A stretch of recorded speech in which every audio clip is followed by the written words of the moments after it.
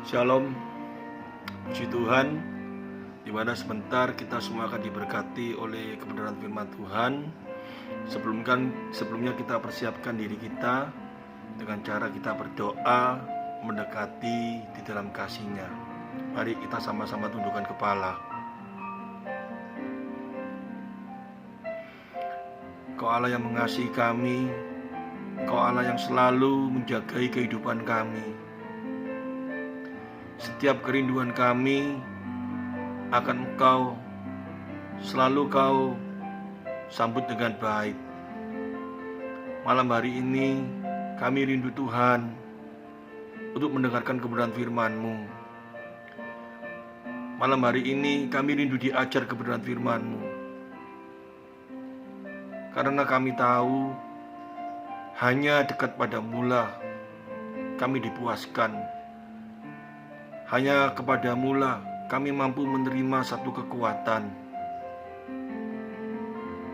Oleh karena itu, pimpin kami saat ini. Persiapkan hati kami, pikiran kami, supaya kami dapat berkonsentrasi, sehingga kebenaran firman ini boleh kami mengerti, kami simak dengan baik, dan dapat kami lakukan dalam kehidupan kami. Berikanlah hamba-Mu kekuatan, berikanlah hamba-Mu kesehatan di dalam setiap kelemahan tubuh hamba-Mu saat ini. Berikan hamba-Mu hikmat akal budi. Mampukan hamba-Mu untuk dapat menyatakan isi hati-Mu, supaya melalui kebenaran firman ini kami semua diberkati.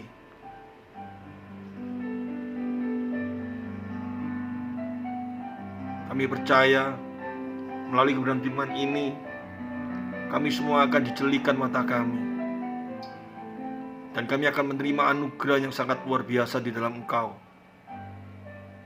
Terima kasih Tuhan Yesus, terpujilah nama-Mu.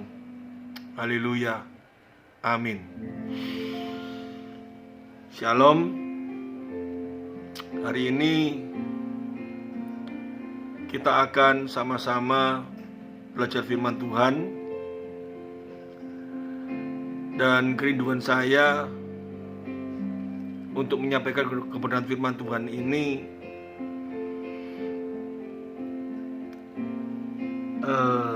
karena saya sudah diberkati melalui kebenarannya, sehingga saya rindu setiap anak-anak Tuhan, setiap orang-orang pilihan Allah juga menerima berkat firman seperti yang saya alami. Dan sadar gak sadar, setiap kita butuh kebenaran firman-Nya. Kecuali kita bukan orang pilihan Allah, dan kita tidak percaya kepada Kristus. Ya, di dalam kehidupan saat ini manusia berupaya bermacam-macam untuk mencari sesuatu untuk memuaskan diri, supaya kebahagiaan itu boleh tercapai. Tetapi melalui kerenungan firman Tuhan dan melalui pribadi saya sendiri, saya bisa merasakan segala apa yang kita capai dalam dunia ini tanpa Kristus, tanpa Allah yang hadir dalam kehidupan kita, ada sesuatu yang kosong, ada sesuatu yang kurang. Ini entah kenapa, tetapi ini sebuah kenyataan. Kalau saya gambarkan seperti gini, entah kita mau mengakui atau tidak, kita dilahirkan untuk mencari sesuatu makna,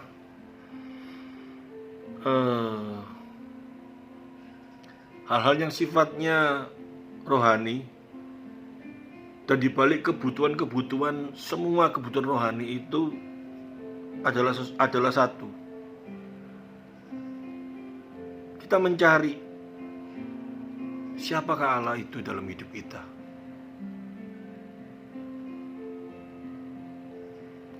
Karena di dalam kehidupan ini mungkin apa yang menjadi perjuangan kita dalam hidup ini, kita sukses di dalam pekerjaan, kita sukses di dalam hal apapun juga.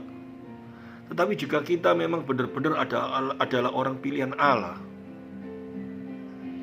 kita tidak bisa menghindar dari keinginan hati di dalam hati kita yang telah Allah taruhkan melalui kuasa rohnya yang dia berikan kepada kita, anugerahnya yang diberikan kepada kita. Satu kemampuan yang Allah berikan kepada kita di saat kita lahir baru. Allah Roh Kudus memimpin kita, menggiring kita sampai kita mengenal Dia dan kita mulai hidup baru di dalam Dia. Dan kita mulai ada satu kerinduan untuk mencari Dia. Kita tidak bisa menghindari ini. Bagaimana caranya pun kita tidak bisa menghindari. Saya baca seperti di dalam Kisah Rasul pasal 26 ayat 14. Ini sang Rasul Paulus sebelum dia menjadi Paulus masih pakai nama Saulus. Kami semua rebah di tanah, dan aku mendengar suara yang mengatakan kepadaku dalam bahasa Ibrani, Saulus, Saulus, mengapa engkau menganiaya aku? Sukar bagimu mendendang ke galarangsang. Galarangsang itu sebuah alat yang dipasang di kaki kerbau untuk membajak sawah. Itu dia itu pasang, jadi kaki kerbau itu di tengah-tengah, ya, dan di depan ataupun di belakangnya itu dipasang kayu ataupun bambu yang runcing, ya, dimana kerbau itu jalannya terarah, karena kalau dia menendang terlalu cepat, dia akan kena kepada bambu yang runcing itu. Kalau dia tidak mau jalan, dia pun juga kena kepada bambu yang runcing itu, sehingga dia berjalan sesuai apa yang diarahkan oleh pembajak itu sendiri. Sehingga Paulus ini adalah, saya yakin Paulus ini adalah orang pilihan Allah. Dia mau memberontak kepada Allah. Dengan dia pada waktu dia sebelum menerima Kristus dalam hidupnya, dengan segala kekuatannya dia ingin tanda kutip dia melawan Allah, karena dia ingin menciptakan Allah sendiri dengan pikirannya dia sendiri, sesuai dengan kemampuan yang dia miliki dalam pikirannya. Karena sulit bagi manusia, ya, untuk dapat menerima bahwa Allah datang di dunia sebagai manusia. Tanpa iman gak mungkin kita bisa menerima hal itu. Dimana sang Rasul pun pada waktu itu dia sulit bisa menerima ini. Dia dengan segala kemampuan pikirannya, akalnya, dia menggambarkan Allah itu disesuaikan dengan pikirannya. Sehingga dengan kekuatannya dia sendiri, dengan kemampuannya sendiri, dia menganggap Allah itu seperti yang dia pikirkan. Sehingga dia menolak Kristus pada waktu itu. Bahkan dia membunuhi setiap pengikut-pengikut yang percaya kepada Yesus adalah Tuhan. Tetapi karena dia adalah orang pilihan, di dalam hatinya tidak bisa menolak ada sesuatu yang telah Allah taruhkan dalam hatinya. Sehingga pada saatnya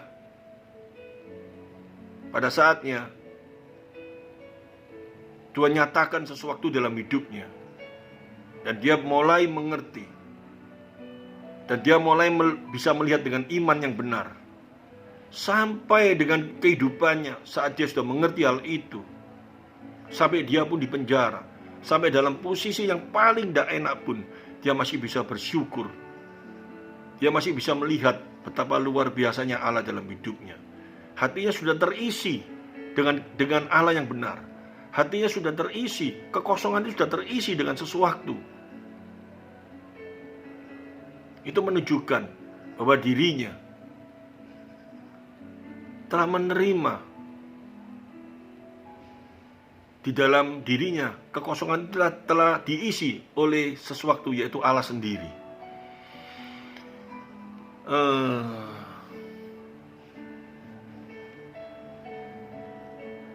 Yang jadi pertanyaan dalam kehidupan kita saat ini sebagai anak-anak Tuhan, jika di dalam kehidupan kita saat ini yang sudah mengaku bahwa kita sudah menerima Allah dalam hidup kita, yang sudah mengaku bahwa Yesus adalah Tuhan dan Juru Selamat dan sudah ada di dalam hati kita, tetapi kita masih merasakan tidak ada kebahagiaan, ada satu kekosongan,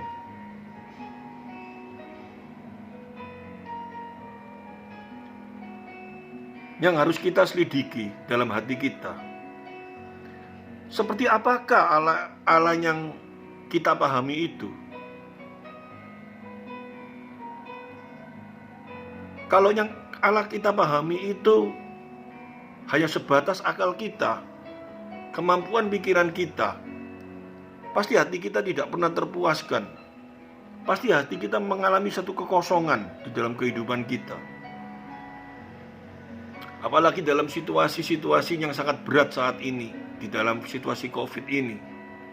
Tekanan-tekanan, baik tekanan ekonomi, tekanan apapun juga,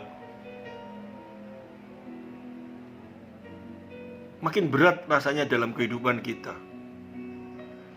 Tetapi saya percaya dan saya yakin, saat segala sesuatu yang berat itu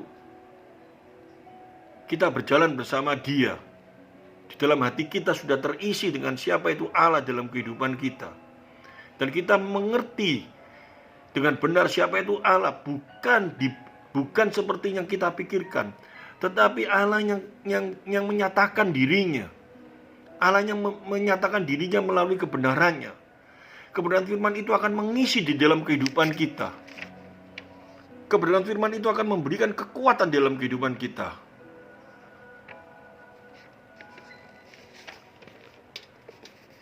Hal ini penting sekali ingin saya sampaikan. Karena kehausan akan Allah itu tidak bisa dipungkiri dalam kehidupan manusia. Jiwa manusia mempunyai rasa haus yang hebat, tidak dapat dipadamkan.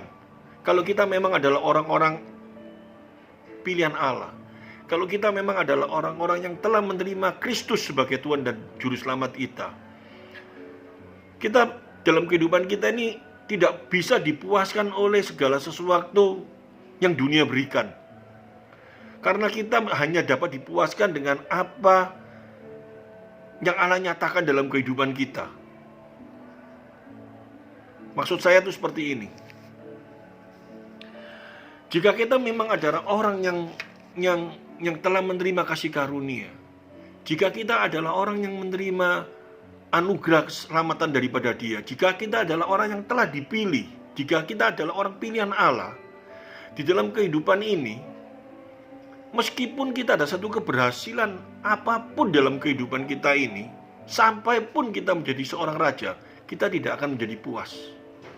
Karena ada sesuatu yang kosong di dalam kehidupan kita, ada sesuatu yang lost di dalam kehidupan kita. Saya teringat antara Saul dan Daud. Saat Saul menjadi raja, dia tidak pernah menyatakan sesuatu yang seperti Daud nyatakan. Daud di dalam kehidupannya sebagai raja yang sangat luar biasa, banyak ungkapan-ungkapan yang dia nyatakan. Lebih baik 1 hari bersama engkau daripada 1000 hari di luar engkau. Saat dia mengalami satu tekanan di mana dia mengalami dosa, dia berkata, "Pak, boleh kau ambil segala sesuatu yang kumiliki, tapi rohmu jangan kau ambil daripadaku." Karena dia tahu dirinya hanya dipuaskan, dirinya hanya mampu yang membuat dia bahagia itu adalah Roh Allah sendiri. Lain dengan Saul. Di saat dalam keterpurukannya dia tidak ada pernyataan seperti itu, karena Saul memang bukan orang pilihan Allah. Ini kita harus menyadari dengan baik di dalam kehidupan kita. Jika mungkin hari ini kita mengalami kegelisahan, kita mulai berpikir, kenapa ya aku kok gelisah? Kenapa aku kok mengalami satu tidak ada rasa syukur? Padahal aku sudah memiliki segala sesuatu dalam kehidupan ini. Aku punya keluarga yang baik, aku punya rumah yang baik, aku punya kehidupan sosial yang baik. Mungkin kita mulai berpikir, oh, aku masih ada beban utang piutang yang cukup berat di bank atau apapun juga, sehingga ini aku menjadi gelisah. Coba kita mulai berpikir, jika utang-utang itu kita bayar lunas semua, apakah kita bisa puas? Apakah kita bisa sukacita? Kalau memang kita adalah orang pilihan Allah, saya jamin kita tidak akan terpuaskan meskipun segala hutang kita sudah terlunaskan. Tanpa ada Kristus dalam hidup kita, tanpa kita mencari terus dan haus terus, seperti ungkapan sang Raja Daud di dalam Mazmur 42 ayat 1 ini. Ya Allah, Engkaulah Allahku, aku mencari Engkau, jiwaku haus kepadamu, tubuhku rindu kepadamu, seperti tanah kering yang tandus tiada berair. Ini dalam Mazmur 63 ayat 1. Di dalam Mazmur 42 ayat 1 dikatakan, seperti rusa yang merindukan sungai yang berair, demikianlah jiwaku merindukan Engkau ya Allah. Ini satu ungkapan yang harusnya kita mengerti dan kita sadari. Kita tidak bisa menghindar, kita tidak bisa lari dari satu kenyataan bahwa kita memang, kalau kita sudah dipilih, kalau kita mau lari, seperti Yesus katakan kepada Saulus, kau seperti menendang gala rangsang. Kau tidak bisa lari dari sebuah kenyataan bahwa kita memang sudah dipilih oleh Allah. Sehingga segala apa kita mulai menyelidiki, kenapa ya aku dalam kehidupanku ini, aku sudah memiliki keluarga yang baik, anak, menantu, cucu, semuanya mengasihi Tuhan. Di dalam ekonomi aku sudah berlebih-lebihan, kesehatan aku sehat. Tetapi ada sesuatu yang membuat aku tidak puas. Tetapi ada sesuatu yang membuat aku tidak bahagia. Ini karena apa ya? Jawabnya satu, karena kita sudah mulai jauh di hadapan Tuhan. Karena kita tidak berdekatan dengan Dia. Karena kita tidak berjalan bersama dengan Dia. Karena sumber kebahagiaan kita hanya pada Dia. Karena kemampuan kebahagiaan itu hanya ada di dalam Dia. Ini satu hal yang harus kita pahami. Ini ada satu hal yang harus kita mengerti dengan baik.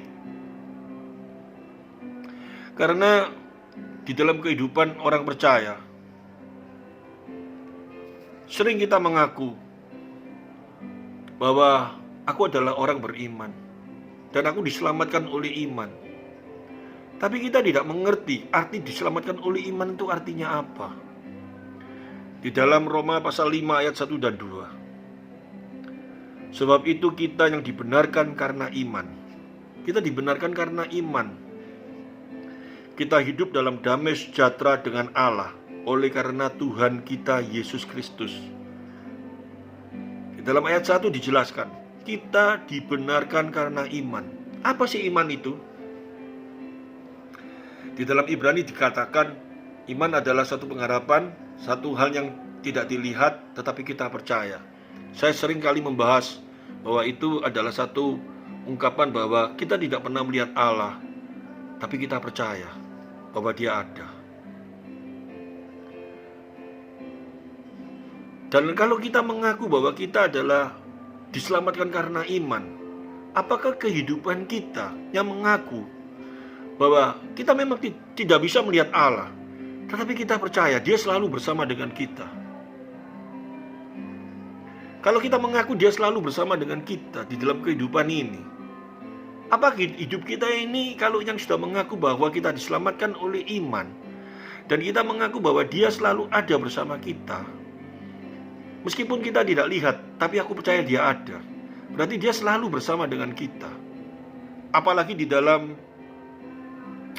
1 Korintus pasal 11 dijelaskan di dalam perjamuan kudus.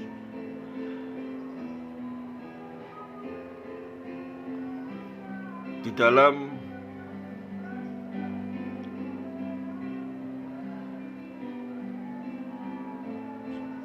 ayat ini dikatakan, karena barang siapa makan dan minum tanpa mengakui tubuh Tuhan Yesus, ia mendatangkan hukuman atas dirinya. Ayat ini sangat bermakna sekali. Kita sering mengaku pada waktu perjamuan kudus, ya, kita percaya bahwa roti itu bukan berubah menjadi daging, itu transubstansi. Bukan berarti anggur itu berubah jadi darah, itu transubstansi. Kita tidak percaya akan hal itu. Tapi pun kita juga tidak sedang berbicara bahwa ini cuma sebagai lambang. Dan kita makan ini roti ya roti biasa, anggur biasa memang. Tetapi kita makan seperti makanan biasa tanpa memaknai. Tanpa memaknai itu memiliki satu pengertian di dalam iman kita. Bahwa pada saat kita makan roti yang kita peringati sebagai tubuh Kristus yang dipecah-pecah karena kita, dan kita minum anggur yang digambarkan sebagai darah Kristus yang dicurahkan untuk kita. Dan kita percaya bahwa saat kita makan dan saat kita minum, kita percaya di dalam iman bahwa Kristus telah hidup di dalam hidup kita. Pemaknaan ini, dengan iman ini, kalau kita mengakui akan hal ini, bahwa dia telah hidup di dalam hidup kita dan dia bersama-sama dengan kita, setiap tingkah laku kehidupan kita, apakah kita memiliki iman yang seperti itu?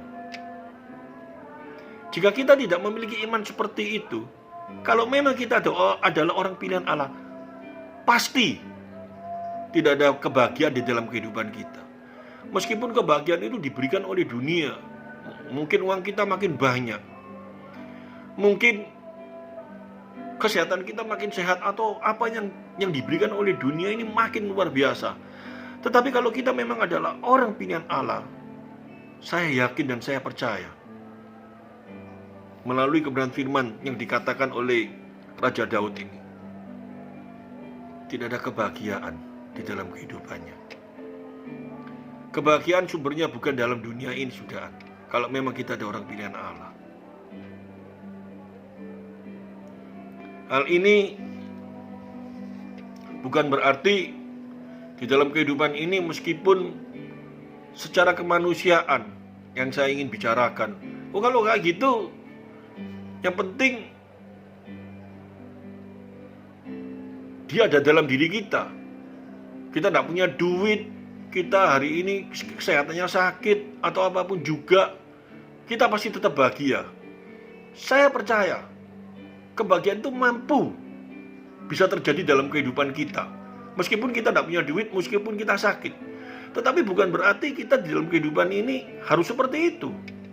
Tetapi kalau hal itu pun terjadi, kalau kita memang orang pilihan Allah, pasti Tuhan memberikan kekuatan dan sukacita itu Tuhan berikan. Banyak contoh-contohnya. Rasul Paulus, banyak rasul-rasul yang menyatakan hal yang demikian. Tetapi di dalam kehidupan kita, yang ingin saya katakan melalui kebenaran firman ini, jika dalam kehidupan kita sudah memiliki segala sesuatu yang ada dalam dunia ini, kekayaan, kesehatan, keluarga yang damai, anak, cucu, menantu, semuanya baik, semuanya mengasihi Tuhan. Tetapi jika di dalam kehidupan kita yang saat ini mungkin mengalami sesuatu goncangan, kita tidak ada satu kebahagiaan, dan kita mulai mencari, apa ini? Kenapa kok kebahagiaan ini mulai hilang dalam diriku? Melalui kebenaran firman Tuhan ini ingin saya ingatkan, karena kita adalah orang pilihan Allah, karena kita adalah orang yang dikasihi Allah, segala apa yang ada dalam dunia ini tidak akan membuat kita menjadi bahagia, tidak akan membuat kita menjadi sukacita. Coba mulai saat ini kita mendekatkan diri kepadanya.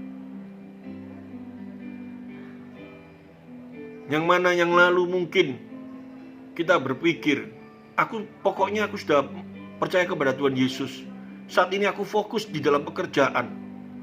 Dan kita terbawa kepada pekerjaan itu, terus kita fokus bagaimana memperbesar kerjaan kita, bagaimana kita fokus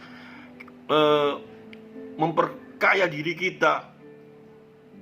Tuhan mengingatkan melalui firman-Nya, sia-sia kamu orang bodoh.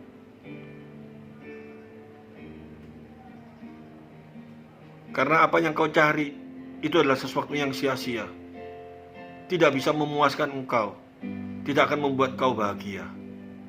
Carilah kerajaan surga dan kebenarannya dulu, maka segala sesuatu akan ditambahkan kepada kita. Hal ini menjadi satu peringatan bagi kita. Mungkin hari-hari ini kita jarang sekali bersekutu di dalam gereja. Mungkin hari-hari ini kita jarang sekali bertemu dengan sesama anak Tuhan, saling mengingatkan, saling bercengkraman, saling bersekutu, berdoa bersama, sharing bersama, bersaksi bersama. Kita hidup saat ini karena pandemik ini, kita dibawa kepada kesendirian masing-masing, individual sendiri-sendiri. Dan kita mulai terbawa kebiasaan seperti ini. Dan kita mulai jauh kepada Tuhan. Yang mana hari-hari yang lalu kita bertemu sesama anak Tuhan, kita bersaksi makin menguatkan satu dengan yang lain. Kita berkata, kita menyatakan satu ucapan yang membangkitkan satu dengan yang lain. Tetapi karena keterbatasan ini kita jarang bertemu. Dan kita mulai ada satu hal yang lost di dalam kehidupan kita. Ada sesuatu yang kurang dalam kehidupan kita. Melalui kebenaran firman Tuhan ini, firman Tuhan mengingatkan kita, carilah Dia, ketoklah pintu, Dia pasti membukakan, dan kebahagiaan itu akan diberikan kepada kita kembali. Damai sejahtera itu akan Tuhan nyatakan dalam kehidupan kita. Dia Allah yang mengasihi kita, Dia Allah yang penuh dengan kasih dalam kehidupan kita. Ingatkan hal itu akan dalam kehidupan kita. Maka sukacita, damai sejahtera itu akan hadir kembali dalam kehidupan kita. Saya percaya, saya yakin, firman Tuhan ini dahsyat. Firman Tuhan ini sangat luar biasa. Kecuali hari ini, kita yang mengaku sebagai anak Tuhan, dan kita mulai jauh